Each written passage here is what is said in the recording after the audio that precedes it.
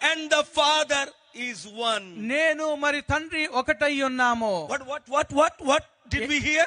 ఏంది మనం విన్నాము? I am in him, నేను ఆయనలో ఉన్నాను, he is in me, ఆయన నాలో ఉన్నాడు. I am the Father, నేను తండ్రినై ఉన్నాను, I am the Son, నేను కుమారునై and ఉన్నాను, then I said I am the Holy Spirit. నేను పరిశుద్ధాత్మనై That's ఉన్నాను. called Trinity. అది త్రిత్వమై ఉన్నది. Father, తండ్రి, Son, కుమారుడు, and the Holy Spirit. పరిశుద్ధాత్మ దేవుడు. Father, the creator of the universe. మరి తండ్రి ఆయన సృష్టికర్త అయి ఉన్నాడు. God so loved the world, he gave his son Jesus as God came into this world. మరి దేవుడు లోకం ఎంతో ప్రేమించి ఆయన తన ద్వితీయ కుమారుని అనగా దేవునిగా ఈ లోకంలోనికి ఆయన పంపించి ఉన్నాడు.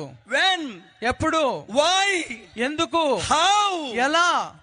Do you know it? మీకు తెలుసా అండి? He came as a human being.